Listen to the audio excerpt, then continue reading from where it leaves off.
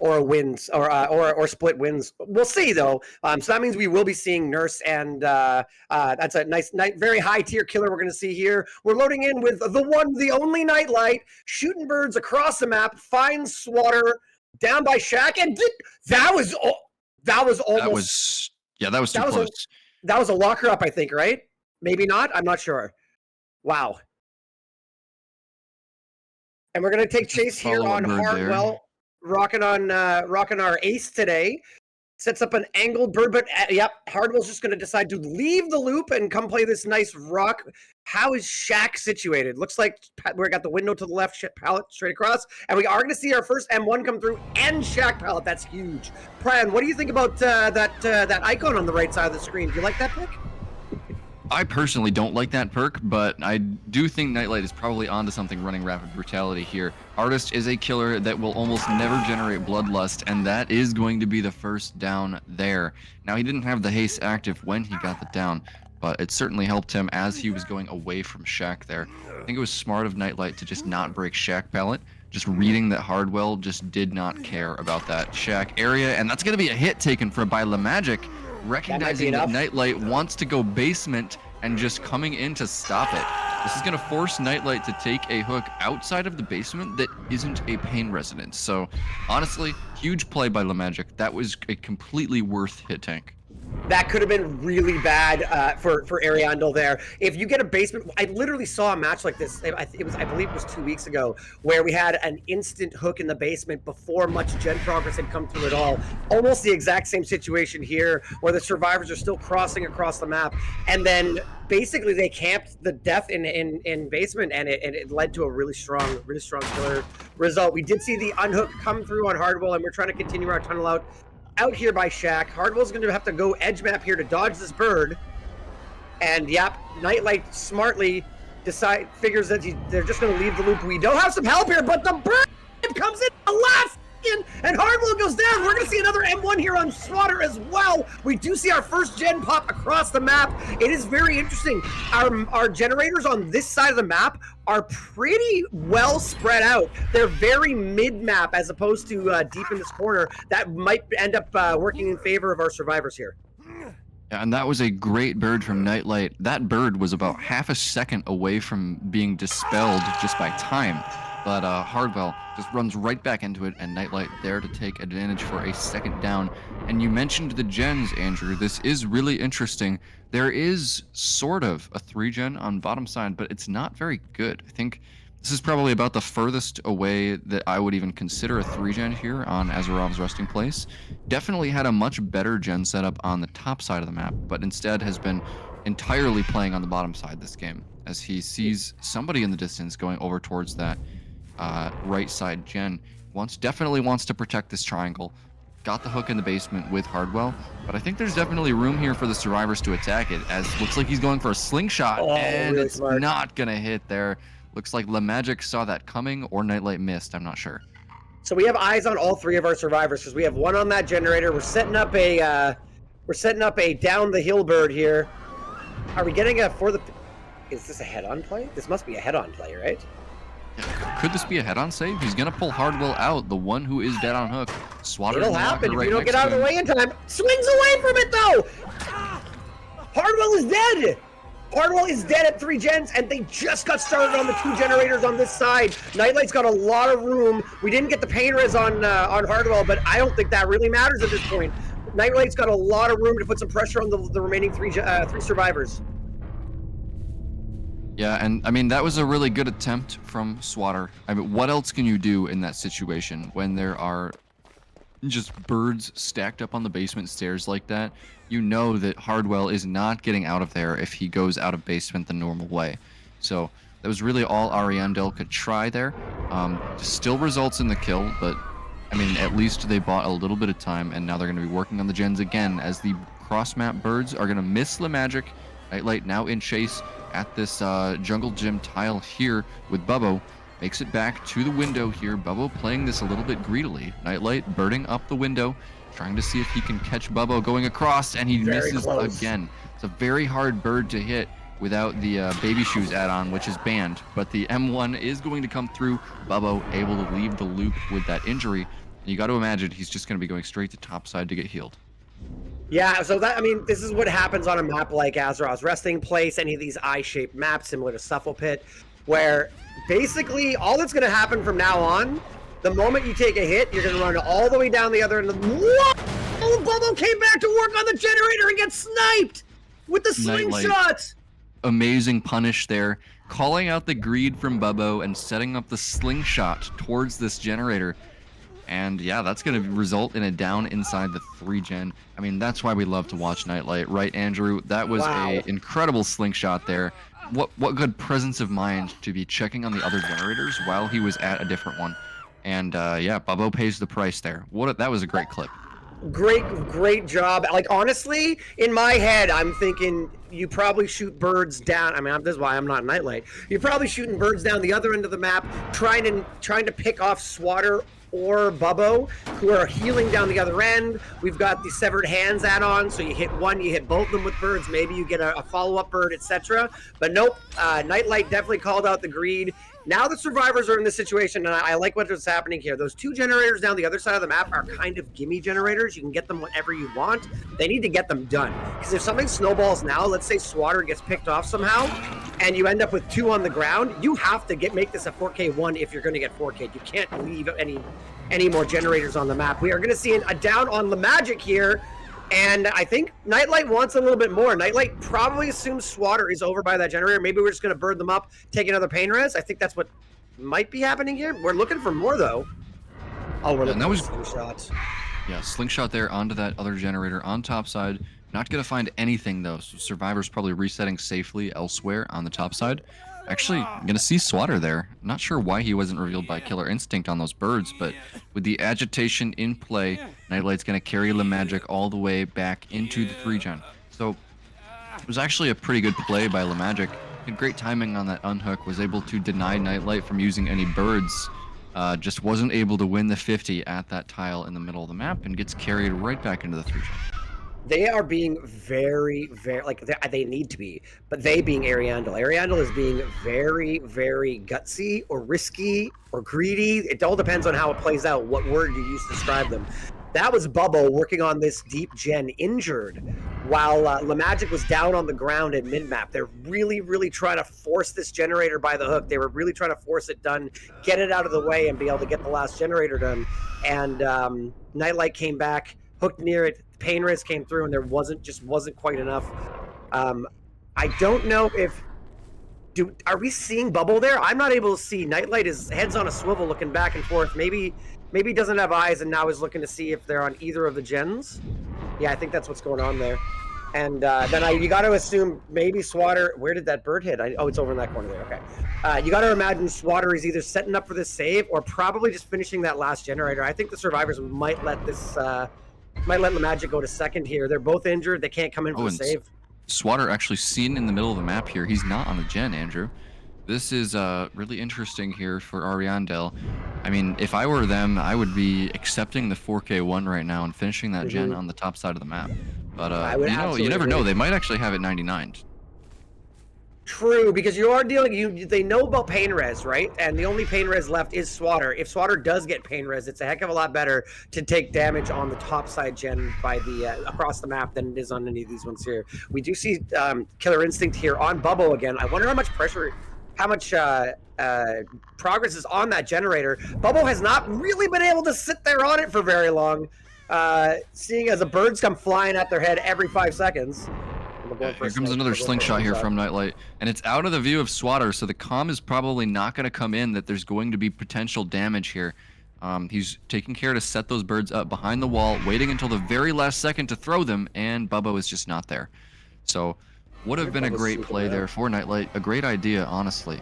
And Bubbo could be sneaking around right now, though.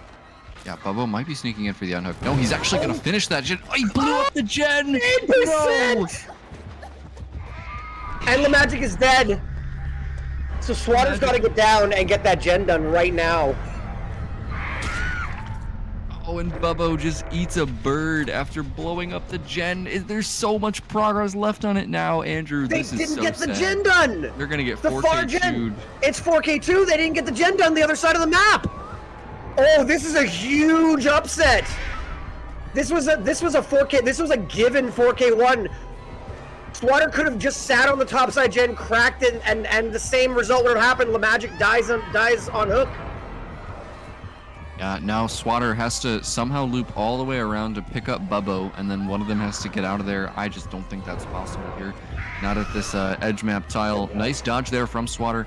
Gonna make it around the rock one more time. He's gonna hold W. I don't think he can make it anywhere though, as yeah, he is going to go down there to the M1, and Nightlight securing a 4K2 on the Artist. Love the fit, by the way. That's my favorite Artist head.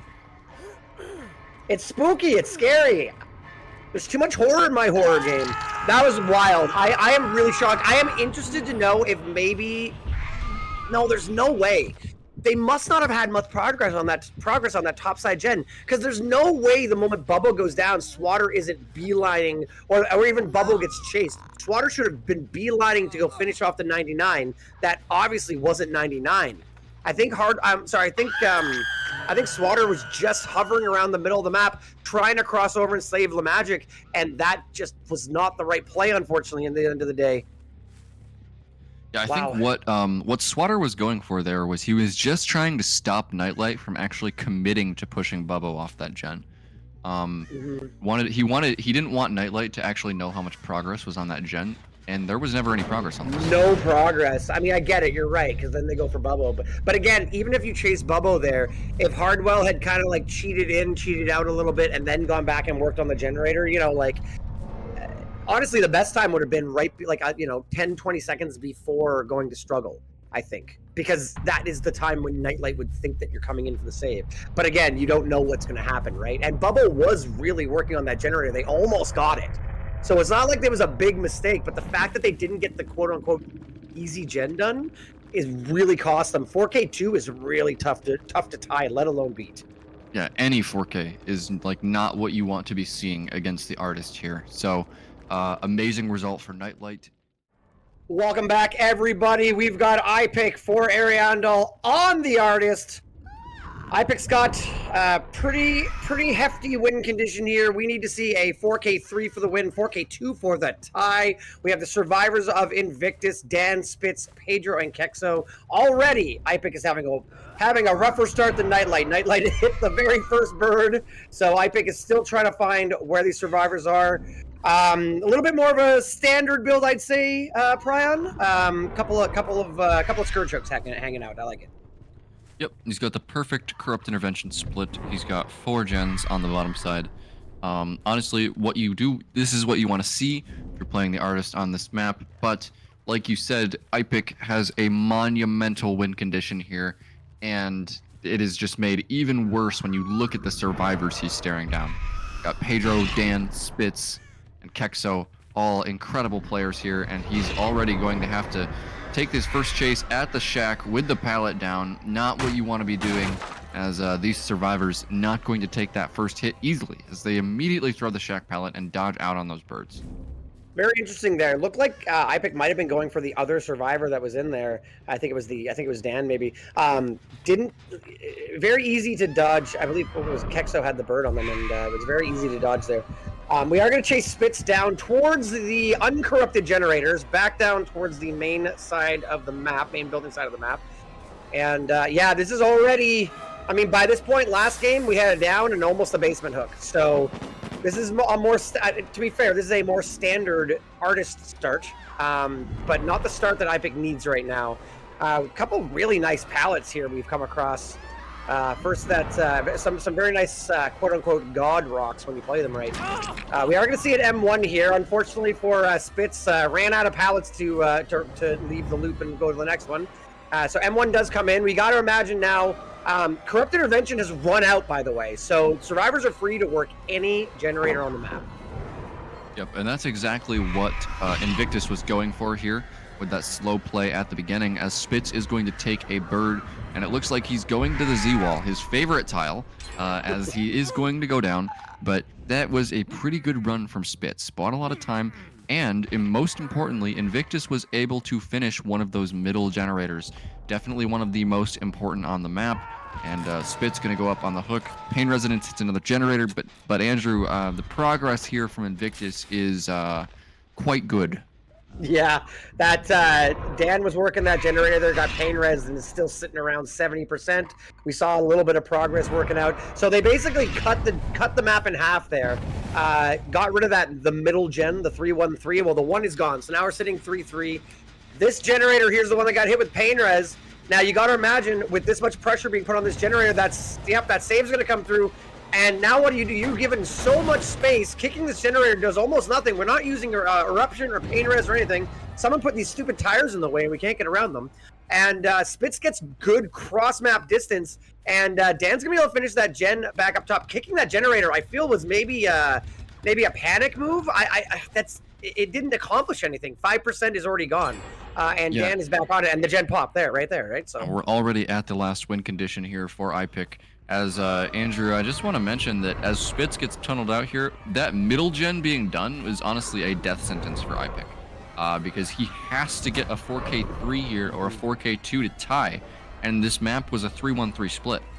So the middle generator being gone means that there is literally nothing to hold that isn't on each side of the map. As Spitz going to go down his pallet.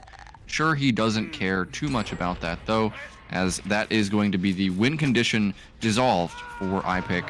Now at the tie condition here, with multiple survivors working on different generators and only one survivor with any hook stages on them, Andrew, I would say this is all but done in favor of Invictus. Yeah, and it's you're really in a position where like you can't really even change your play style. Like once that middle gen was gone, the only hope you have is for a 4-man slug. And I mean that, against against this caliber of player, you might as well be buy a lottery ticket. You have a better chance of that happening. Here comes Pedro, finishes that generator. That is going to be the win for Invictus for this first artist set. Now we're going to see what kind of a result we're going to get here. We're looking at outs here almost definitely. Yep, so Kexo gonna go down. Spitz still up on the hook. Looks like somebody is coming in for the save there. That's probably Pedro. As gonna be the third hook stage scored for IPIC. We are at 1 gen remaining. Probably a pain res here onto Dan, I'm guessing. Since this is a fresh hook, yeah, that's gonna hit the main building generator there. Dan has just been cranking generators this entire game. I mean, usually you'd expect Dan to be like lighting it up and chase, but I guess everybody has to touch gens at some point in this game. The resident motor repairman. Spitz found once again. This is going to be his final chase. And I mean, you know Spitz. This is the survivor on Invictus that I would be most afraid to chase. So he is in his comfort spot here, down on the ground. And somebody coming out of a locker there. Pallet save possibly coming in. Oh, but he just doesn't have the little daughters. Enjoyed the nodders. I respect it. I think that was actually on Spitz there for not pointing at the pallet. He couldn't get under it just barely enough, and results in Pedro missing the pallet save. I would agree with that. Man, these doors, even not that anything really matter, but that's some of the worst split on doors you could possibly see. We're probably going to end up seeing a 3 out here. In fact, I guarantee it's going to be a 3 out here. Nothing you can really do. Grabs the birds, and oh no, the survivor's chasing the killer at this point. All right, there. Oh my goodness, maybe. Oh my goodness, could you imagine? All right, well, anyways, in the end, the amount of hooks didn't really matter because Invictus was able to finish all the generators. Plague, and he is running the Thanatophobia. Very interesting. No pain res here, no totems or anything. He's just got agitation, eruption, Thanatophobia. And wow, how many gens is this on bottom side? I think I see quite a few. Quite a few. I just want to make a quick correction there. I apologize. Pedro has been subbed out for Nightlight. We do have Nightlight playing our Claudette this time. Yeah, I mean, if you look at the corrupted gens, they're all in the middle. Those are, I mean, shallow top side, shallow main building side, and then, wow, that is wild. He's got a 4-gen bottom side here. 4-gen bottom side, and the top side ones aren't deep.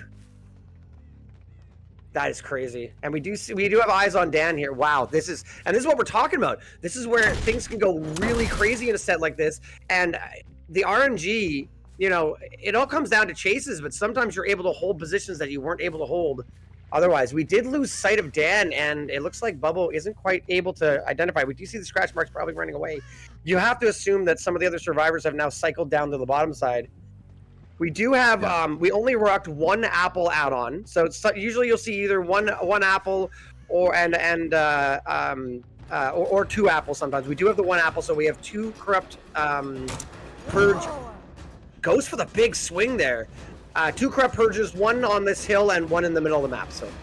Yeah, and that's the yellow. That's the old yellow apple. Remember the color change, and then also the hematite seal for the duration of infection on the gens. So one thing I want to mention here before we even get into our first down and hook is that with this build, with only Thanatophobia and Eruption, Bubbo needs to be getting and keeping these infections. If he's not getting full value out of Thanatophobia here, he is going to be suffering from lack of slowdown. He doesn't have any Ruin to do it passively, no pain res for like a big burst. He has to be keeping everyone infected here. Dan was working on that gen a little bit. I wonder how close they are to being fully infected, but Bubbo just takes the M1, takes the guaranteed hit. Looks like Dan had a lot of room left on their infection because they made it all this distance running and still haven't become fully infected. But yeah, you're absolutely right. It's going to be a lot. I mean, I think based on what we've got on the map here, I think we're going to have a very sluggy game. Obviously, we'll take a couple hooks in there early on, but I think we might be planning for a pretty sluggy game. Dan goes down. Full infection comes in on Nightlight, and the other two survivors have yet been unseen. That was a bit of a pathing mistake there from Dan. I think he had access to at least two pallets there, but he chose to try to chain the windows instead, giving Bubbo the bloodlust, resulting in the down. These seasoned competitive 1v1 players, you got to understand when the killer is going to generate bloodlust. He was in chase for quite a while there, and it is going to result in the first down. Agitation bringing him all the way into the back of the map, exactly where the survivors don't want him to be. So definitely a bit of a mistake there from Invictus. I'm not 100% sure. I didn't see. Is Dan still not fully infected? I believe that they're not. I'm not sure if that's so. Well, unfortunately, the two of them did just get it. I was going to say Dan could get freely unhooked by a healthy survivor in that case, but then unfortunately both Kexo and Spitz did get infected, one with spit, one with touching a generator. So forget that thought. We are on our way to having 4 full injuries and full stacks of Thanatophobia. I would not be surprised if you see a cleanse come in on the other side of the map. We do see a sneaky unhook come through. And who was that sneaking? That was Kexo sneaking into the back of the map as the only not injured survivor. Corrupt Purge now going to come out. It's going to be Bubbo desperately trying to take back control of this game. He was in such a good spot there before that unhook came in. Corrupt Purge going to miss, zoning him out into the open, and that is going to be the down with the Corrupt Purge. And now, I mean, he's got agitation once again. He is going to be able to pull him into the bottom of the map. And Nightlight just working a generator in the top side, and you know, Andrew, that and any means necessary on that pallet there. I believe that was Spitz there on the Renato with the any means. So I was gonna mention it. You see Spitz running in and going, no, don't let them kick it. Don't let the Plague kick the. We get 2 shack pallets this game now. Okay. So and Bubbo going for the kill here, immediately taking his second Corrupt Purge. If he doesn't get something big from this, then that is going to be huge for Invictus. This would be all of the Corrupt Purge gone from the map. Would you see a generator pop down the other end of the map? That is 2 of the 3 generators down that end. We're looking like we're going to try and take a pull here. So the unhook will probably come in while we pulled Kexo here out of the... But it didn't come in fast enough, and we might be able to get there. We still have half of our Corrupt Purge left. Dan in danger here. This is probably his last chase. Runs out to the middle there, but I think decides I'm not going to make it the same way I tried to make it last time. I have to try and make it to this pallet. Does not quite hit that land that purge. We do have a pallet here. Oh, we are going down under pallet, and we do see the sneaky healthy survivor here, Nightlight, hanging out. But I don't think that our killer was not born yesterday. All the survivors are hanging out, and the Corrupt Purge ran out. Going to go for the pickup, and somebody is there. Wow, Nightlight able to get the save there. Nicely done. That is exactly what Invictus needed to stay in this game, and Andrew, Dan is making it all the way to top side off of that pallet save. And they're gone. Like, there's nothing. You have to. Bubbo knows. You can't do this. This is big. This is big. There's still 1 generator topside, so Dan can go freely work on that generator, knowing that the killer will not come down that end again. Spitz holds onto that generator so long that I thought maybe it was almost done, but in the end, it was just confidence knowing that they could make the pallet. Took every second they could on the gen progress. And the problem is that now if somebody else goes down here, yeah, they're not getting titled out yet just yet, but they're still sitting in a position where they're hooked in the wrong side of town. Yeah, you can't give him another down here in the bottom side of the map, and yeah, Spitz going to go down.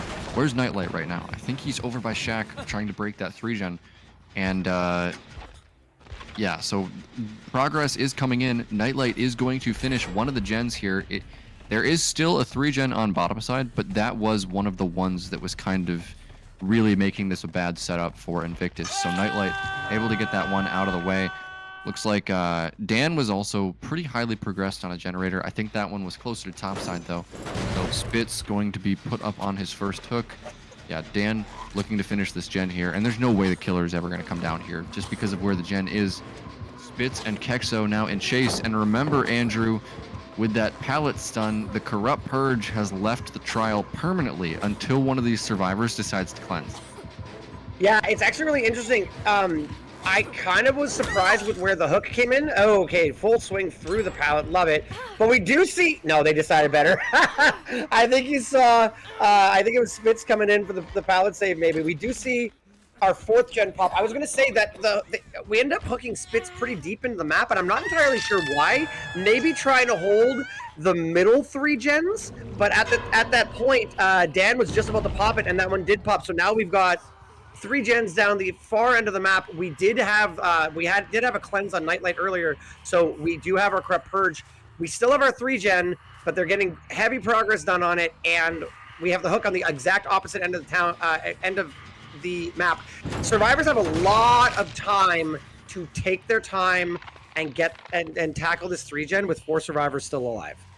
Yeah, and honestly, it might be a little bit premature there, taking the Corrupt Purge. He doesn't really have a read on anybody right now, except for Nightlight, who's completely healthy. And it seems like the survivors are smartly running all the way back to the other side of the map, and they're just going to wait out this Corrupt Purge. I would be surprised if that's not what they did. I think Dan just showed themselves there as come chase me kind of sense.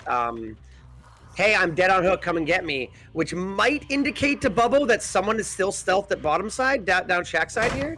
But Bubbo, keeping eyes open, but just walking around breaking some of these pallets, getting rid of some resources. This pallet's still down here too. The game-changing pallet save pallet is now gone, and yeah, Corrupt Purge is over. So we're back down to our green spit. Spitting on the generators just to make sure Nightlight doesn't get any free repairs without having to take the injury. If you're Nightlight, what do you do here? Do you get injured, or is that just going to work against you in the 3-gen? I think if you're Nightlight here with a flashbang crafted, I think you honestly hover and try to support your teammates. Work on a generator if it's not infected, but I think having somebody that's not coughing is going to be extremely valuable here if you're going for like saves or something. But he is going to take an M1 there at the double window. Probably didn't expect Bubbo to commit that far up the map. And now just going to be leaving and going to his gens. Now, where were these survivors? Did they have progress checking this TL generator? There are scratch marks here. Only a little bit of progress so far, though. I think the one that they're definitely going to be trying to go for is going to be that one off in the far corner where Spitz was downed earlier. And somebody definitely... Yeah, they're making doing loud a 2-1 noises. split there. Yeah. They did the 2-1 split there. This is an interesting one to work on, though. We have eruption down on both of the active gen. Wait, is that... I was going to say... What... It's Nightlight intentionally taking it down to prevent Dan from being sacrificed. That was Dan, that's why. I was like, what just happened there? They are doubled up. They're 2 and 2 on these generators. But I don't think we have enough progress there, do we? And now Bubbo is taking Nightlight further up the map here. Now, I guess he's thinking that he really wants to protect this generator here. So he's going to hook Nightlight right there and kind of ignore the one in the back corner. And that's very smart, and I'll tell you guys why in a second. So going to be dropping the chase on Spitz to kick that gen. These regression events are starting to add up, Andrew, and I think the reason why Bubbo is ignoring this generator in the corner as far as hook placement goes is because he doesn't think the survivors are going to care about it anymore, because look at this dead zone. Survivors don't want to be here anymore. You get found here on this gen, you just die. As Nightlight displayed right there, yeah. That's where Bubbo hooked Spitz earlier too, and I wasn't quite sure why, but I think you're absolutely right. I think it's that Bubbo can walk over to that corner and just kill somebody whenever someone is over there, and as we've seen twice now with Nightlight in a row here. Although this is a weird place to hook because it's a free unhook, right? I'm a little. That's the one thing I'm not entirely sure about. Like, you're right with what you're saying, but Bubbo's also basically sacrificing a free unhook. I guess you could say the corner's a free unhook as well, but it's deep. And with Nightlight on Death Hook now, you could potentially get somebody out of the game. And that's going to be the end of Spitz there. This is going to be second hook on Spitz. Yeah, protecting this generator is definitely a better play for Bubbo. Because, okay, they are actually still doubling this dead zone generator, and they might honestly get it. He's taking quite a lot of time to get Spitz over to that middle hook. And look at Kexo here. He's not dead on hook. He's going to immediately unhook that, and it looks like they are going to be able to finish that last gen. Don't think Bubbo makes it there in time, so that is going to be all of the gens finished, all of the survivors injured, and now 2 more survivors trapped in this dead zone. Going corner here is Dan, the dead on hook survivor. Exactly the person that they want to die if anybody has to. And now I would say, Andrew, we're probably going to see a lot more cleanses come in. Yeah, so Kexo, I believe, is fresh, and the other 2 are dead on hook. So you really, really need to find Kexo at this point. Although we're probably about to see Kexo. The trouble is, if Kexo heals right now, you'll know where they are. But this door's open. It's almost irrelevant. It is irrelevant. They're going to get out. Yeah, I don't know. I'm very confused as to why that hook all the time. It didn't seem to make sense. If you just hooked, Spitz in the nearest hook here with a bit of a different build, I really like the Bamboozle personally. I think some areas of this map are just not good for a M1 killer, especially that main building and the shack. So I really like the inclusion of the Bamboozle here. Honestly, I think this is the build that I would bring myself if I were playing this set. So Pedro going to be first in chase with Swatter there, and actually misses the Vile Purge. And Swatter only gets infected because he touched the pallet. Yeah, I love that. I was like, oh, good dodge. Wait, oh, spit on the pallet. Yeah, that's funny. Yeah, it's interesting you mentioned Bamboozle. By the way, I'm also a fan of Bamboozle in this set. It's interesting you mentioned that. There was very rare situations last match when Bamboozle would have helped. We had 0 chases around main building other than that first cat and mouse at the very beginning of the match. And then Shack really... There wasn't a whole lot of play around Shack. The Shack pallet went down as a defense against the tunnel at the beginning, and then yeah, not a whole lot of window play. But typically, on average, you're absolutely right. I would say. I don't know if you noticed, there's a very strong 4-gen down by main building there. Yeah, absolutely. But there's also a good 3-gen on bottom side. And with a win con of stages, it actually doesn't really matter which one Pedro chooses to protect here, I think. Get the double vault here. We're probably going to see Shack pallet go down. Swatter with the heads-up play. Sees the double vault and does drop Shack pallet, so Shack pallet will be gone. Dropping Shack pallet at 5 gens. We do see a crow fly there. Pedro, I'm sure, noticed as well. Pedro is aware they are working on that corner gen down by Shack. Tries to do a little sneaky moonwalk there on this pallet gym, but Swatter is an experienced survivor. Will not fall for that. We are running back to Shack. I don't know what we're going to do here. Running back to the shack with nothing, that tells me that the survivors are coming to him to not come to their gens. So Pedro here actually going to be getting a hit coming in from Excise, so this chase is going to last even longer. Can't get around Excise there, takes another injury, and they can do that because there's no thanatophobia, no penalty for getting multiple injuries here. And man, Andrew, this chase is lasting for quite a while, and what a setup he has here. The window into the double window. This pallet is gone though, and it looks like with the bloodlust, Pedro is going to be going down here. Makes the point though, is there somebody here for the save? Doesn't look like it. That would be wild if it was. So this middle area, and I wasn't sure what that tile we were running to was, but it looked like a 4-gen or one of those crooked long walls.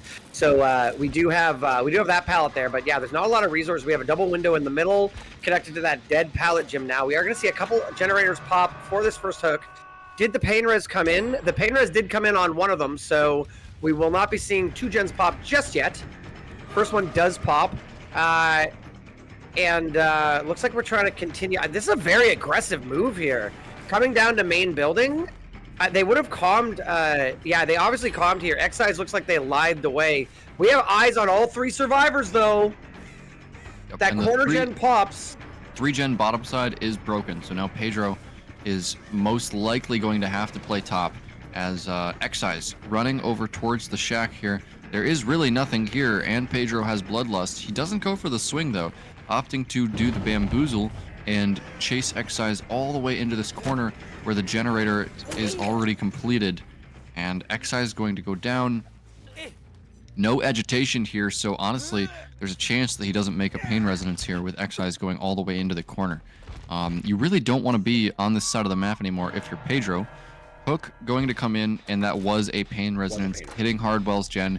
They do not have a lot of progress if that is their most progressed gen here. So Pedro, he needs to get back to top side and start getting some downs over there. I think if you're looking the way Pedro's playing here, I was interested to see, like I said it earlier at main building, we went all the way from main, all the way back down to the other end and did some shack chase there. I think that what we're looking at here is, look, I've got a 9 hook requirement. I got to hook all the survivors. Yes, tunneling someone out will be good, but also I think I'm going to maybe catch some survivors off out of position maybe, and just chase people. Just do a full chase here, try and get as many hooks on the board as possible. I'm not sure it's going to pay off. Not tunneling out is rough, but then if you think about it, the tunnel out didn't come in for the last match either, so you're not really at a disadvantage. Both games have been a 4v1 so far. Yeah, and Swatter forced to leave the main building because of the bamboozle, but Pedro doesn't want to commit. Now, he hasn't dropped his Corrupt Purge once yet this game. So, now chasing Hardwell on this rock filler, this pallet is theoretically safe if your reaction time is good enough. Looks like we might swing through here, though. No. Okay, so we are going to take an infection. That's curious, the infection, because it didn't really change anything, really? I mean, I guess... Yeah, it didn't really change anything. I guess the only thing is that then they can cleanse, and maybe you're going to encourage them to cleanse. I think it was maybe just well, you're getting no way, I'll spit on you anyway. Interesting. He's got the add-on for the increased duration of the Corrupt Purge, by the way. So no Hematite Seal. Amulet. Unlike Bubbo in the last match. Yeah, that's I think Worship Amulet. Or, it's extra 20 seconds, I believe? Yeah, it's 20 extra seconds on the Corrupt Purge. So it's going to be a gen on the bottom side being completed. And Pedro is kind of running out of time here. He's got his little 3-gen. He definitely needs to be protecting this. If he's not able to get something out of this Corrupt Purge, that is going to be really bad for him, as he only has one other fountain. It is in a very good spot, but he really does need to get something out of this without kind of losing any progress on those topside generators. The one that he just applied Eruption to had a significant amount of progress, so he needs it down very soon. And coming all the way down the other end of the map, though. Yeah, Ariandel is doing a very good job to hide here and prolong this, even prolonging the chase as long as possible from starting. We're running out of time here on our purge. In fact, if we don't spit right here, this is it. Oh, we do get the grab. Oh my goodness, that was so close. Okay. But this is only hook number 3, and the rest of the team is up and alive on the other end of the map, cracking that 3-gen. 50% left on this generator here. And we do have an easy, quick unhook that can come in here from Hardwell. Yeah, this is looking a little bit rough from a little bit rough for Pedro here. Yeah, and you can see why Ariandel picked this set, because they're playing so disciplined when that Corrupt Purge comes out. It took almost 3/4 of the power gauge for Pedro to even find somebody there. And now, kind of in desperation mode, he's going to take his second and final fountain. And just watch how the survivors play this. Very smart. You're absolutely right. This is scary. This is almost the same as, I'm sorry guys, everything with me comes back to Oni because I'm such an Oni lover. This is the same thing when you pop power on Oni too fast, and then you're looking around and the survivors go Ghost Protocol and you don't find anybody. Now, we did manage to find a cornered up survivor here, but we're on the wrong end of the map again. And this purge, this corrupt corrupt purge, we really needed a significant amount of pressure, and that might not be enough here. Yeah, and Pain Resonance was already used on Swatter earlier, so this isn't going to do anything to the gens, this hook. And yeah, it's going to be second hook onto Swatter, but again, look at the way the survivors are playing this. As soon as that Corrupt Purge comes out, you can't find anybody. And when you do find somebody, they are all the way in the back of the map, as far away as possible, where you don't want to be. We do hear some coughing in main building there. Now, on spectator, we do. Oh my goodness! Great spit. I'm pretty sure Hardwell has balanced landing because we've seen them jump off this hill before, and Pedro just manages to arc it just over, and a droplet hits over and downs Pedro. And now we've got. This is what we've needed all game from Pedro. We have a down in the 3-gen side. Painrez comes in. We're gonna apply eruption, and now. The survivors are still in a really good spot, but this is a swing that might help Pedro bring it home. Yeah, that is exactly what Pedro needed to get back into this game. He remembers Hardwell using the balance landing off of that hill before and just goes for a arcing shot and lands the down there onto Hardwell. And that's going to result in even more Corrupt Purge for him now.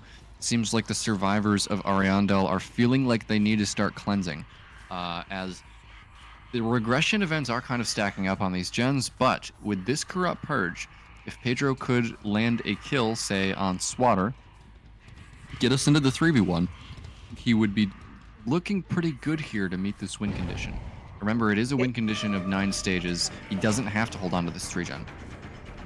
Interesting. I guess we were following the I thought we were going to swing through that there. Maybe it looked a little bit different on their screen than ours. I thought we would swing through that.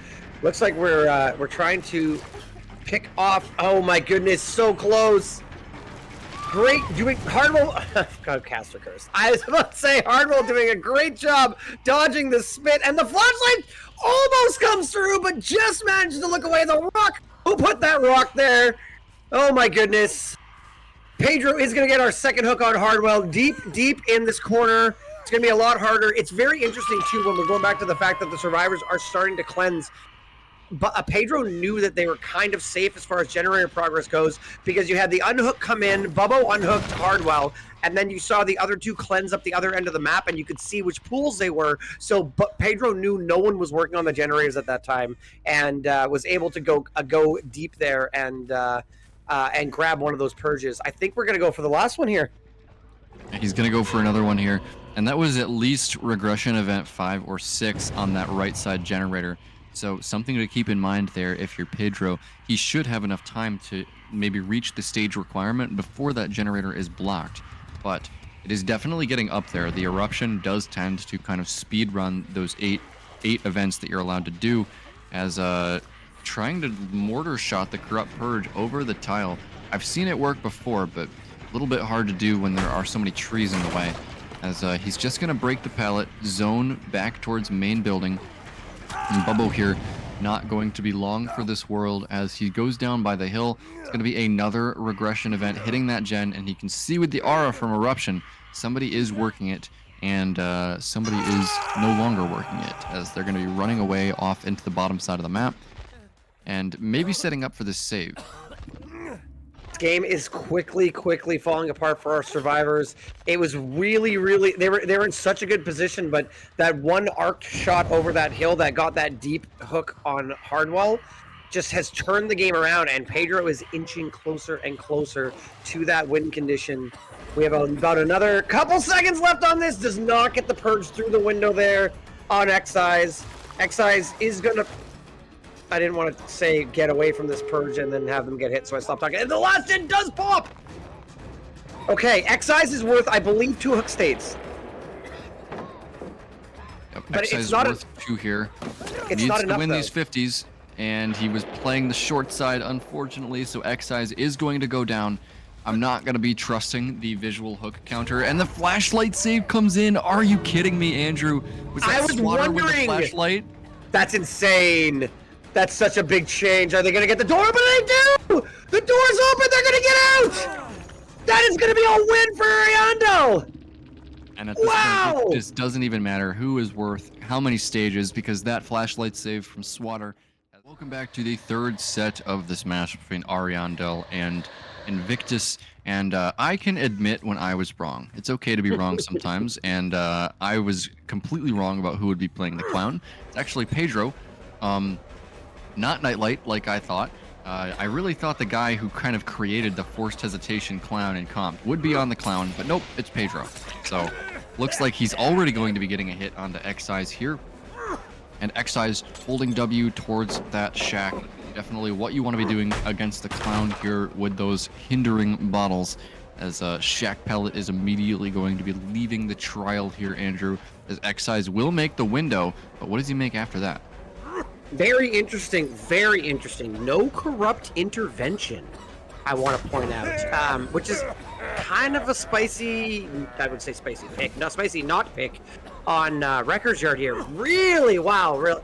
Excise winning that 50-50 exceptionally well, manages to make another loop around here. This pallet isn't the strongest pallet in the world. Okay, we do swing through, but not before Gen Pop, so there we go.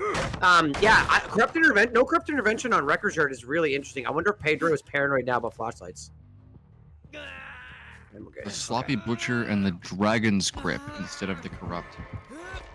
I'm wondering when we'll see that Dragon's Grip come into play. I mean, he's got it paired with the Eruption, so he definitely does have a reason to kick generators. As first hook going to be coming in onto Excise, and looks like pretty good progress across the map for Ariandel. Yeah, Dragon's Grip going to be applied to that Shack generator. Should be activating any second now as the survivors come back to touch it. I'm not a big fan. I don't know, maybe I'm crazy. I'm not a big fan of Dragon's Grip. I feel like it's so hard to get value. Like, yes, I'm a fan of it, but not on Clown. Yeah, well, yes, fair, because you don't, it's not, like, I mean, I guess you got the yellow bottles, but you're not a very heavy mobility killer, right? Look, we've just double kicked this generator. That's two regression on Shack. Now, Shack is very important, don't get me wrong, but we exposed our, we exposed our Dragon's Grip on Shack Gen. Now they know about it. Now they're going to be careful of it. And it's going to be very, very unlikely, I think, unless we're talking about a late game 3-gen popping situation, that you're going to get any value out of it. I feel like there's so many better perks you could run. One of them being Corrupt Intervention. You might have prevented one of those generators from popping. Excise goes to second. While I'm yapping here, Excise goes to second. They're letting that go. I hope they're getting a lot of gen progress for this, because they still are at 3 gens remaining. Yeah, hit comes in onto Bubbo there, and that was another Dragon's Grip activating on Swatter off in the distance. So that's another person that can't save for quite a while. I'm wondering here if they're just letting Excise die in exchange for doing gens. So I mean, the Clown is one of those killers that can only pressure one person at a time. Now he's going to be stretching out away from the hook, and oh, he misses the swing there. Andrew, I think he had that down if he had not swung. And now he just has to go back to the hook. I didn't hear. Did Bubble scream there? I didn't hear it. Did the Bubble get slowed? It seemed like the bottle was a little further out than was expected. I like this teamwork play though. We got Hardwell coming in, throwing pallets to let Excise get some distance. And this is exactly what you need to do if you're Ariandel here. You can't let Excise die that easily. You have multiple survivors that can take hits, and that's exactly what they should be doing here. So Hardwell going to take a hit. It's going to be the Lithe coming out from Excise, making sure that he at least makes one more pallet here. Oh, but he just swings through. And the greed from Excise is going to result in his death here at 3 gens remaining. You really better hope that Ariandel has more gens about to pop. As no pain res coming in here because it was a third hook. But, I mean, Pedro's on the way over, and what kind of progress do these gens have? That's very important for Ariandel. Pedro just picked, just after that masterclass of a short swing, downs Excise and walks through the pallet. My heart was in my throat. After seeing a flashlight save and a pallet save totally change the results of the last 2 matches, walking through that pallet, just like all the blood rushed to my head. I was losing my mind there. Anyways, Hardwell gets healed up, and we're going to continue the chase on. This pallet is gone here, so we're going to get a hit on Hardwell. We have some eruptions across the map. Only 2 generators for letting Excise go to second and then eventually die. This is not what we want to see. What Ariandel wants to see from their survivors right now. And that bus pallet right there is deceptively difficult to play for Killer. But I guess Hardwell didn't have the critical information there that the side of that pallet that has the little ramp that goes up is way safer, because the Killer can't just walk up onto that ramp. They have to go slightly around, and it makes the loop longer. So where I believe Bubba was working on the generator by I think it was the dump truck, sort of across the map from where the hook is. We're gonna see the unhook come through right away. Bottle hits but does not interrupt. That was really close to interrupting the unhook by the collision with Bottle there. Swatter takes the hit, and we are gonna see another quick down here. And I think we're just gonna be seeing this back and forth. Take the pain res, get the fresh hook, and the survivors really need to get a generator or 2 done here to even stand a chance. They are falling apart right now. Yeah, and it would have been a fine play to let Excise go to second if it was in exchange for more generator progress, but we're not really seeing that generator progress here, as another pain resonance is going to hit. I mean, they were able to finish the generator by the dump truck finally, but I feel like that one should have come in a while ago, Andrew, as it's really just not looking like it was worth it to let Excise die. I like even second stage. Pedro wasn't heavily camping, like kind of proxy camping a little bit, but there was room to get around there. I agree. It's almost like the call was, okay, the down came in. I didn't even think the down came in that fast, but the down came in. Let's get gen progress. But then they forgot the second half. The gen progress just didn't come in. As far as gen splits go, though, Prion, we've got sort of the 2 deep pockets on it. It's almost like a straight line across the map. We got the 2 deep pockets. We've got the shack pallet, and then we have the one on this side. So obviously there's a bit of a closer 3-gen here. You're not going to be able to fastball. You're going to get grabbed. I'm afraid Swatter's going to go down again. He was looking for, he was trying to just use the bottle on Swatter to get around him and hit the healthy survivor, but just decided that it didn't matter, and he would rather just tunnel Swatter, because, I mean, obviously there's not going to be any decisive strike in this Clown set. And he's carrying him pretty far, isn't he? Well, I think that Pedro is aware that this is the generator that has progress. Yeah, he's oh, off. Goodness, but doesn't make it, though. That's a pretty big thing. I think you leave this and you go, yeah, we're going to go chase Hardwell, which was... Listen to that generator cranking. Yeah, we're going to put down... Now, again, I had to put out again. Dragon's Grip. What has it done for us this entire match? The tiniest bit of value we may have got is, like you said earlier, when Excise was on hook, somebody tapped it and they weren't able to get the unhook. They could not have gone in and got the unhook. But other than that, it hasn't got us any value yet. It's very rare to see players of this caliber misjudge how far they can carry a survivor. I'm not really sure what he was going for. Was maybe that was his closest pain res. Not exactly sure, but the Dragon's Grip going to be activating on Bubbo here, and Pedro immediately going to be going over to try to get this exposed down, and he swings through the pallet again and gets it. And there's your Dragon's Grip value, Andrew. All right, I'll shut up. All right.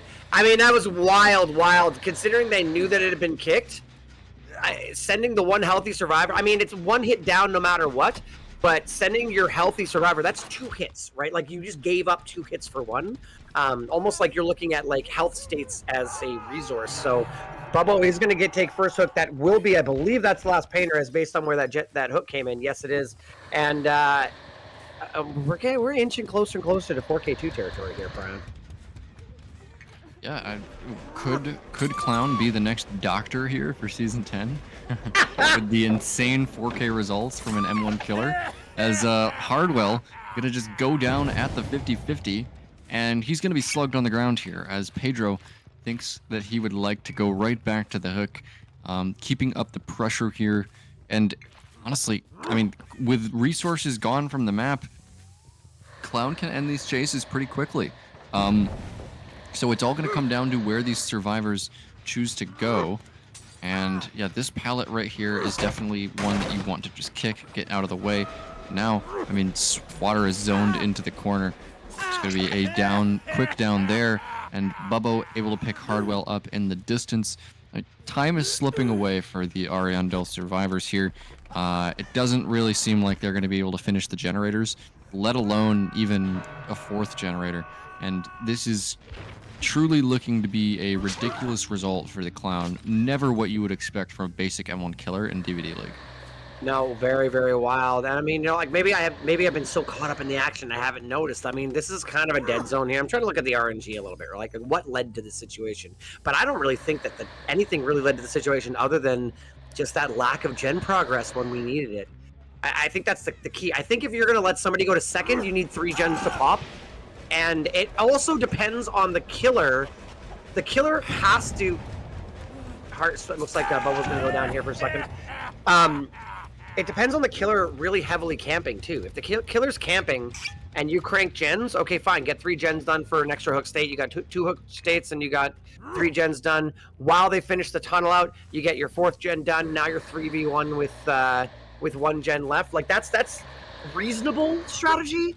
But 2 gens was not enough, and Pedro wasn't really camping. So I think that there was definitely room for a another hook there. Now, we do see the locker up by Swatter. Is that going to be enough for Hardwell to get one of these generators done? I think it's the deep gen sort of behind us right now. This one over here, nope. Okay, wow, that's not good. And that's exactly what Pedro wants. That's why he's slugging. Is that when he goes for somebody that he can actually hook, he wants that 3rd survivor to be forced to go for the pickup. So no generator progress is going to be coming in there for Ariandel. So now just Bubbo and Hardwell here.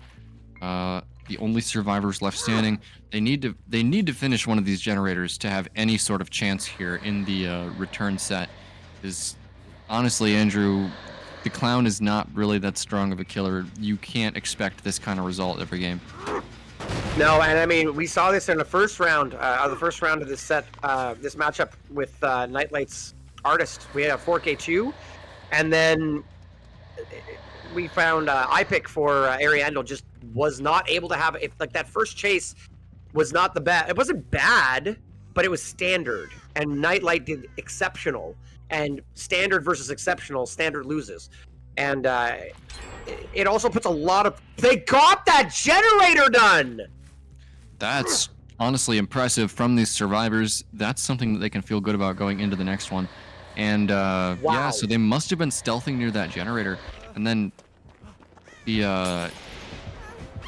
Yeah, I can't believe they were able to finish that. And I lost my train of thought. Like, I'm blown away. I thought I was literally like talking like it was the end of the match. Yeah, Pedro wasn't able to finish, or he wasn't able to check that whole area for any stealthing survivors. Firecracker gonna come in from Bubba. Nowhere near the killer's field of view though. And I think maybe. Yeah, Ariandel is just kind of happy with what's going on here. All things considered, they should be glad about this 4K1, even though this set should be out, Andrew. So still a very good result for Invictus. That's I definitely. I mean, you saw Bubble coming in, trying to get the pallet save when they were clearly not going to make it, and then throws it. That would just. This match did not go the way Ariandel wanted to, but it ended very strongly for them. The fact that they were on a 2v1, they were able to finish one of the 4 remaining generators and make it a 4K1. That's a win of sorts. Will it be enough? I don't want to count anybody out at this point, but that's going to put them in a really rough position. But I got to tell you, Nightlight Pedro 4K1 on Clown is pretty strong. Almost 4K2, but I almost wish I had seen what would happen there. I'd almost sort of like zoned out. And we are crossing. We do see Corrupt Intervention this time, though, so similar build to last time, except we aren't seeing that Dragon's Grip, and I kind of prefer this, personally. We did get the Dragon's Grip, so I can stop talking smack about it, but I like this. I think this is a more consistent build here, so. It did. The Dragon's Grip did work once, but I think the Corrupt is just better overall. As first pink bottle going to be landing on a Spitz, and going to be chasing over here to this jungle gym. It looks like, no, he actually sees Dan rotating in the distance, and this is going to be a first hit for free. So maybe a little bit of a miscommunication there from Invictus about who was rotating where and when. Dan going up on the hill now, surely with the balance landing. Yeah, going to make some distance there.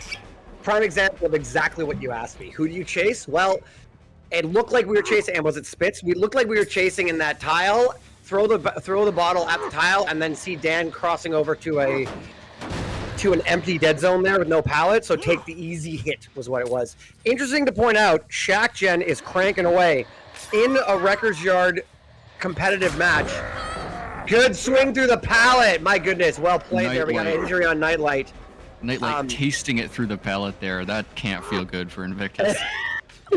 that Shaq Gen is cranking away. Shaq Gen is very important in this match. It's hard to get done, but if you manage to get it done, you really, really take a lot of the 3-gen potential away from the killer. So Nightlight here chasing all the way back into this pocket area. He's got one edge map pallet here. Now this pallet isn't the greatest, but it does have a lot of room for outplays here. As Bubbo trying to mind game here. Nightlight not falling for it though, just holding W around the pallet. Gotta go for the vault here though because of the hinder. Not going to make it. As Eruption landing onto that Shaq Gen. Goes for the pickup with the yellow bottle haste. Looking for a pain resonance here, and that is not enough progress on Shaq Gen for it to be finished.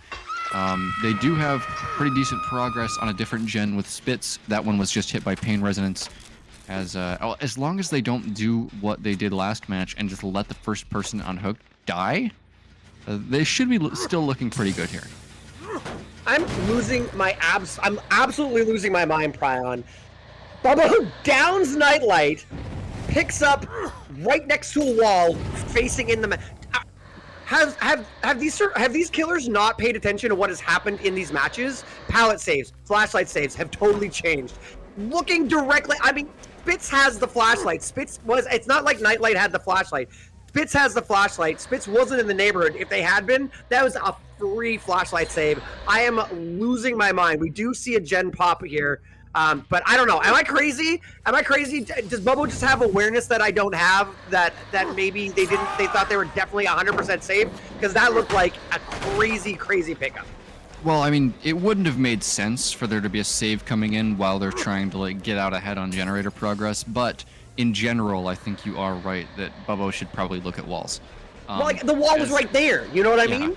Like that's my point. Is like, yeah, sure, Spitz shouldn't be there, but you're standing next to a wall, and it's like you're walking through glass on the ground, and you take your shoes off, right? Just like keep your shoes on. What are you doing? Anyways, weird analogy, but there we go. Gonna see the second down on Nightlight.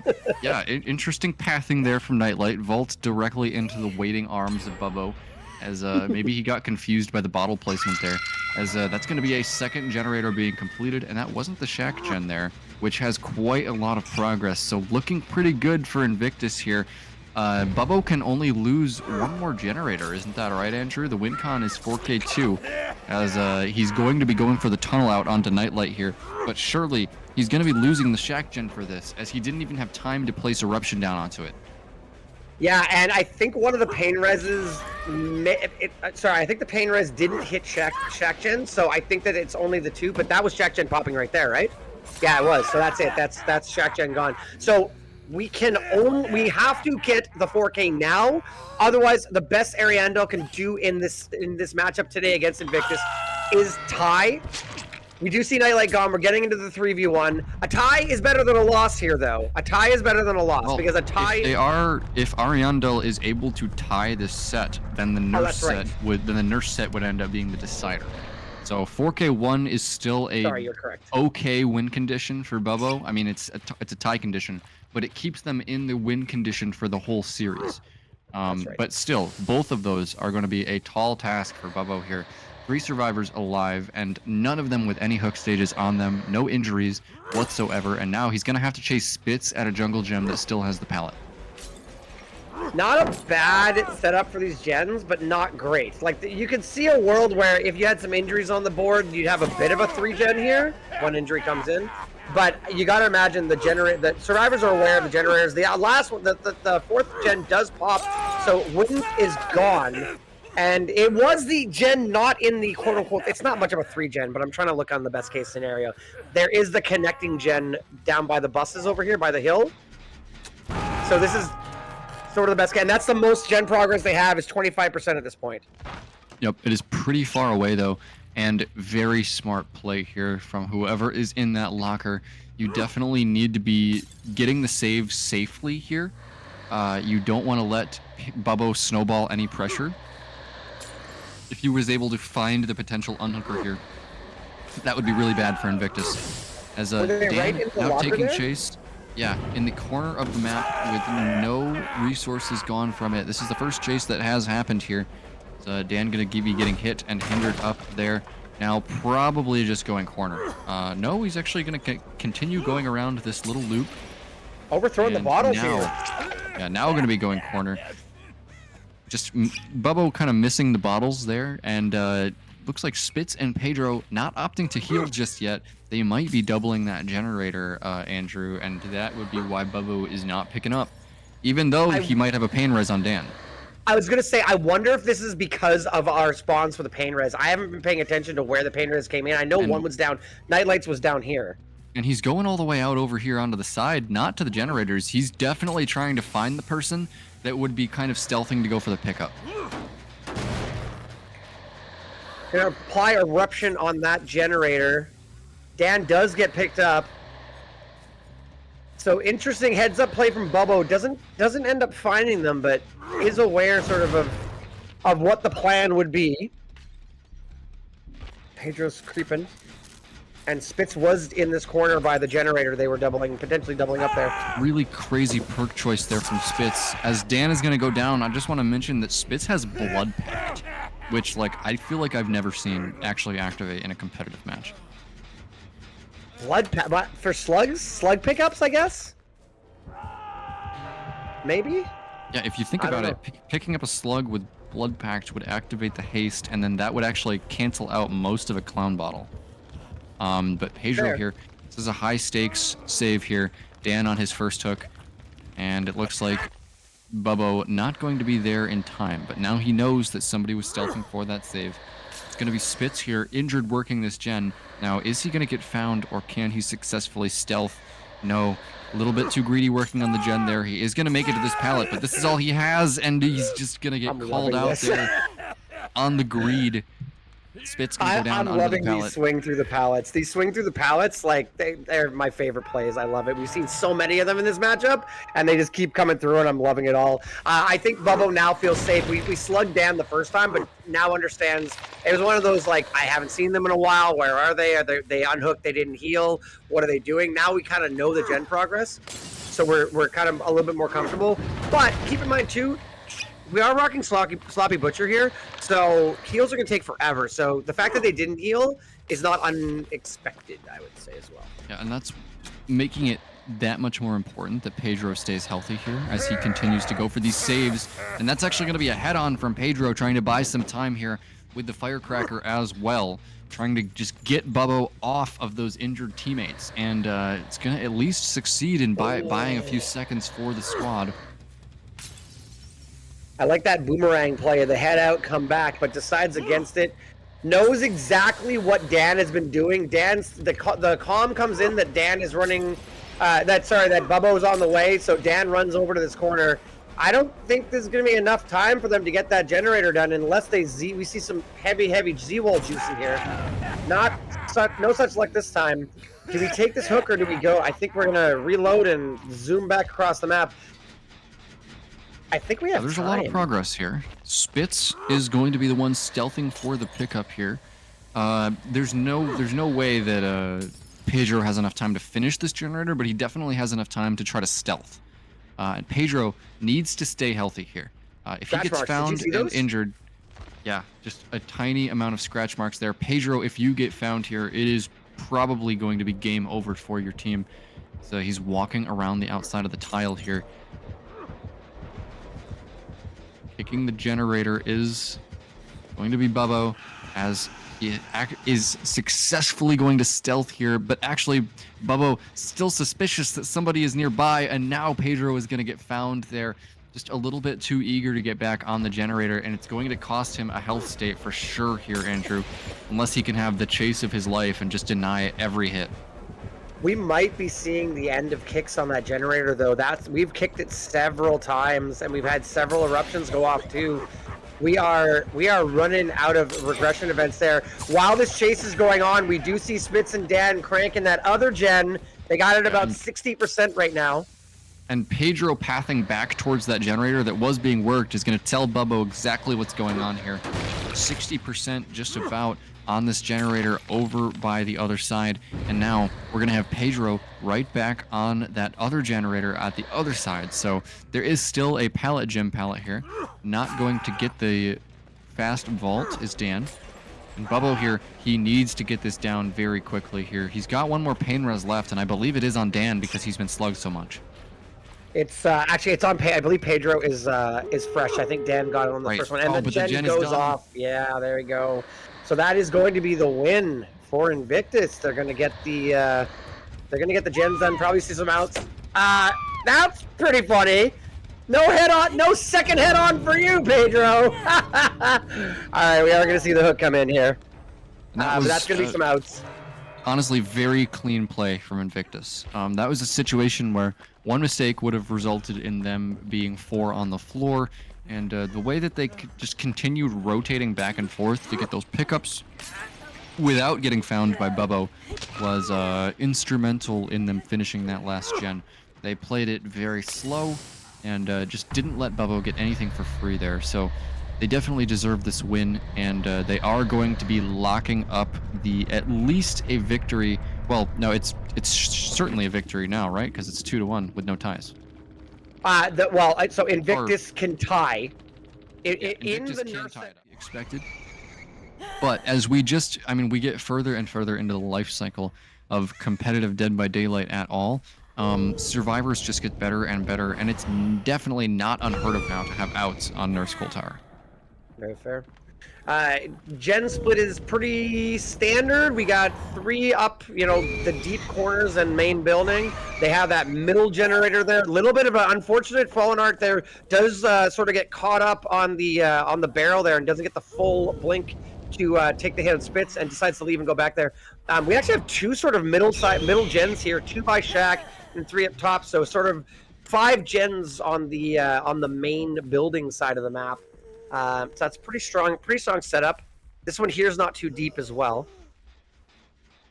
Yeah, and survivors so far are doing a pretty good job of staying away from the Nurse, getting good distance here. That's going to be the first hit coming in onto Pedro. Accidentally runs into the killer a little bit there, as a second set of blinks going to be following up here. Pedro to the edge map, doubles back, and is just barely going to go down there. That was good pathing around the edge of the map there. Pedro has the knowledge that the Nurse cannot phase through the edge map, but just barely going to get hit by the tip of that attack. It's going to result in the first gen being done, though, and they're tripling this, Andrew. I don't hate it. It is the middlemost gen. The gen that Pedro was on, sort of like the middle gen, but to the on the right side of the map, on the side of the map, was a little bit more secluded. It had a little bit more like tiles to hide in. But this generator here, look, it's no man's land. There's nowhere to hide, nowhere to go. Even if there was a pallet, it's Nurse. Pallets don't really do a whole lot against Nurse. So I don't hate that move.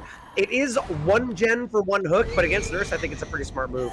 I really want to go back a few seconds there. Fallen Art had a couple missed blinks at the very beginning there, chasing Spitz down near Shack, but really nice reaction to Pedro's double back, and did the old look down blink to blink in place and get the first hit, and then quickly followed up with the second hit.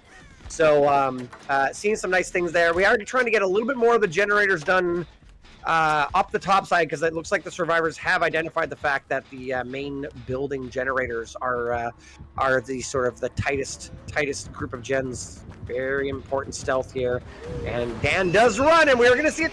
Oh no! And we might get a free disaster unhook. For Fallen Art. The unhook is going to be free here. And actually, Fallen Art is just going to not even try to hit the unhooker. Instead, going to be going for the 2-tap here onto Pedro. This blink is critical right here. This decides whether the deliverance is charged or not. And Pedro's pathing is insane. Able to confuse the Nurse and make it back around the Shack. And surely now the deliverance will be charged for Dan, as Pedro goes edge map and is going to die. But I think that pathing there would have definitely allowed the deliverance enough time to charge for Dan. By far, by far. And can we talk about that miss again? That's so unfortunate for our killer. If you that was a one blink on Dan. If you one blink, they run over, you slug Dan, then you continue the chase on Pedro. Like, then the survivors are in a really, really bad position. And as you see, Dan is our deliverance, but does not have unbreakable. So, he does have plot twist, though. Yeah, that's fair. That is fair. That is a good point. I do like that Fallen Art did just tag Pedro, but unfortunately they blinked early, and in the blinking early, they needed to double blink to get that borrowed time hit on that endurance hit on Pedro, which gave a longer recharge and therefore gave Pedro the chance to make it to Shaq instead of just one blinking them. So couple missteps here from our killer, and the survivors have cracked the 3rd gen, and there's not really a 3 gen to speak of anymore. Kind of a I guess down this end of the map is a little bit of a 3 gen, but it's pretty wide. Yeah, and what we're seeing here is the way that I was just saying that teams have kind of just gotten better on this nurse set.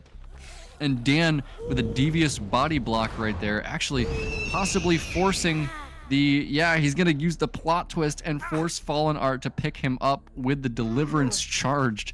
And that is one of the many uses of plot twist in this set, Andrew. It's a really perk that you can use very creatively, multiple things you can do. And Dan here is not only going to force the use of his deliverance, he's also going to allow Pedro, the tunnel out, to escape for free. I don't know if I like the not going for Pedro there. Dan's going to instantly deli, I'm pretty sure, as soon as we get away. Or maybe not. They were just flexing their arms there. I don't like that play at all. I think you ignore Dan and you go for Pedro. The body block was there, but you tag Pedro, you'd see the scratch marks running away, and you could just go chase after it. But instead now Pedro's got free. If they get healed, this is going to be pretty devastating for Fallen Art. We might be looking at some outs here. Pedro has run all the way up to main building, and oh my goodness, look at the perk. Yeah, he's going to get the inner strength here on the totem and be able to heal himself with no help. It's going to be Kexo taking a hit on the edge map. Really doesn't care about this, though. He will just go corner. It's exactly where he wants to be, far away from the majority of the generators. And now, with the undetectable status effect, Fallen Art probably checking to see if he can surprise anybody here, or maybe just going back to his generators. Probably all he can do here, as Pedro in the locker, gonna get healed up by that perk.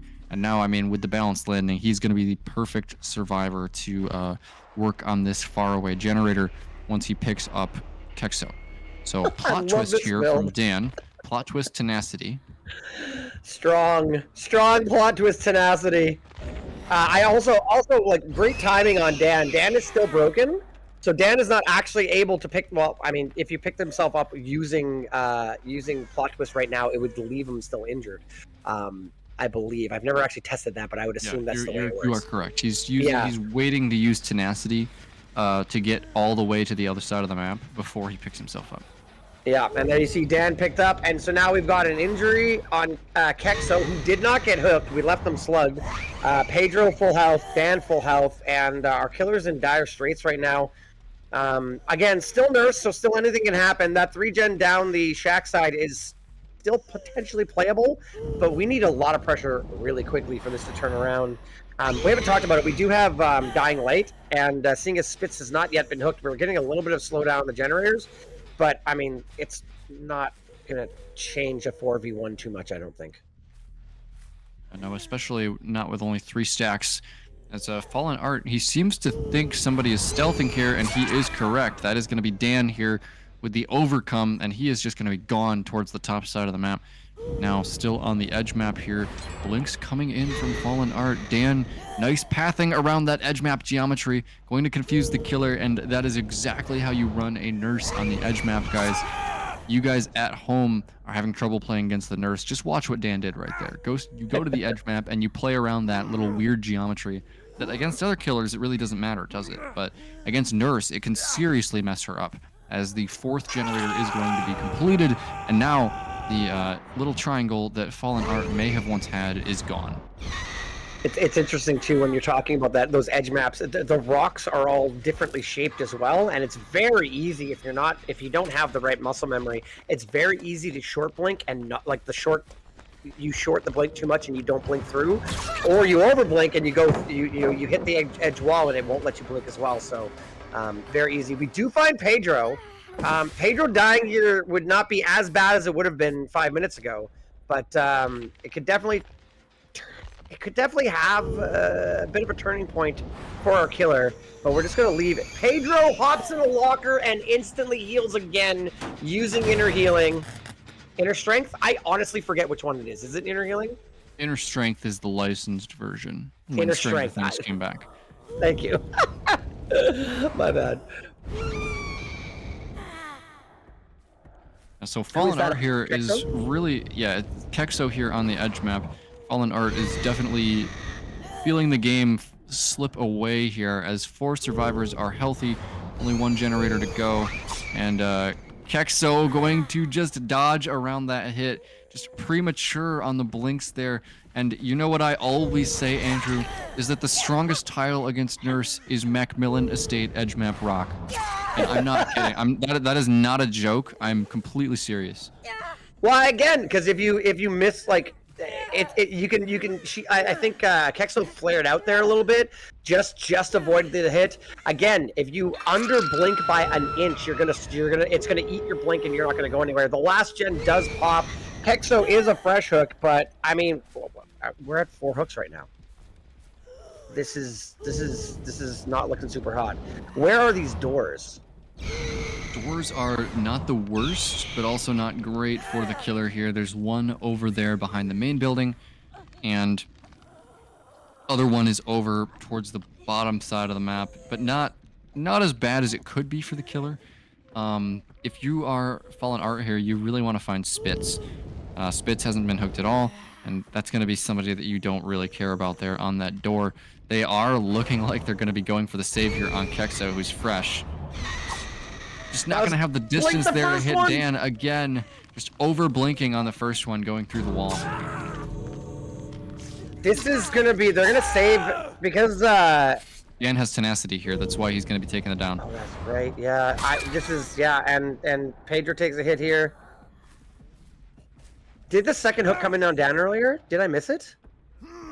It did too. It did. Yeah, Dan did get a second hook on him, so this should be a death. And yeah, they were able to save. Yeah, they were able to save 1 hook stage there with Dan trading. So very, very clean survivor play coming out from Invictus, and this is not looking good for Ariandel. Like I said before, Andrew, it's not unheard of to see outs on this Nurse set, and this was just textbook. Wait a second. Gonna be undying value there. Build. Yeah, undying with no other totem build, just for the aura reading. No hex. People are definitely going to be making fun of Nightlight for this in his stream, but I can definitely see the vision. Honestly. See it. Yeah, I definitely get it. A couple of reasons why. You're not really looking for totems if Ruin's not cranking away, right? And secondly, yeah, it's just that aura reading. Now, it is important to note the survivors will be aware. The moment their aura is shown, a little bit of a short blink there by Nightlight, and Bubbo is going to make it towards the shack area. That looks like the most obvious totem spawn ever in shack, so it's probably not going to last the maximum, but we did get some value out of it. I think there's another survivor here. There's another survivor here. Look at Bubba with the tenacity here. Flashlight. Nope, no flashlight going to be coming in there, but Bubba with the tenacity is probably why Nightlight's targeting him down here, because I think he knows exactly what kind of build Bubba has. I'm honestly quite sure that, yeah, this is the Deliverance survivor gone. So what a good find from Nightlight there. I think as soon as he saw that overcome come out after the first hit, he immediately tunneled onto Bubbo and wanted to get that first hook. I don't understand it. Look, I thought that there was another survivor there, but I guess it was just the scratch marks. It looked like Bubbo ran past the pallet and then back in. Maybe that's what happened. I thought there was a second survivor there, so I thought we were going to see a pallet save. So Nightlight is one of those... You know what? I take it back. I was going to say it was shorted the blink on the first one, but you're right. It was the overcome. The overcome was the reason why it shorted, and while Nightlight didn't get the hit initially, it gave the information, and that led to that there. And honestly, doesn't really matter if Nightlight misses a few blinks here, because he's got a survivor in basement that he can go back to at any time. And not only does he have a survivor in basement, he has a survivor in basement that he knows has no anti-tunnel perks. Yeah, and also knows that no one can really bomb and trade without it being an actual trade because, again, you have to assume that they're the deli. Nightlight is 99% sure right now that the deli is off the table. Yep, You see Eruption go down. Going to go to second stage there, and that is really bad for Ariandel here. Because now, what are you going to do? Are you going to leave him until the last second, allow Nightlight to keep camping this? But if you pull him now, Nightlight's just going to tunnel him out. So, and more undying value coming out for Nightlight. I think he already had an idea that somebody was there, but the undying just seals the deal for him, dodging the firecracker there during the blink. Very nice mechanical play from Nightlight there, and now he knows where everyone is. Wow. This is a I mean, like, again, I don't like to count anybody out, but this is exactly where you want to be as Nightlight. This is looking like it's not going to be a close nurse game. Bubbo is probably dead. I don't see a world where Bubbo can get out of basement. We have eyes on Hardwell. Hardwell's gonna take the hit, but Hardwell doesn't make it to basement here in time. He doesn't make blink right in. No. Well. Oh, so close, almost. Okay, yeah, that's gonna be all she wrote. I'm pretty sure. It's gonna be 3 stages onto Bubbo, 1 on Swatter, 1 on Hardwell, and a single hook onto La Magic will be the win for Nightlight. Yeah, or frankly, any other hook in a face camp. Like, yeah, I don't think that we're going to see that from Nightlight. I'm pretty sure Nightlight's going to close this out with a really good win condition, but there's not a lot of. It's not going to take a lot more to end this game for Nightlight here. Really unfortunate that the deli survivor got found first. It's always a risk. And the trouble is too is if you try and play it. As Survivor, if you try and play it like coming in, taking a hit, trying to take chase, you make it even more clear that you're on the deli survivor, and the nurse will definitely not give any space for them. So. Yep, and that is going to be the down onto Le Magic here, as Nightlight actually just going to slug him on the ground because he has some idea of where Swatter is.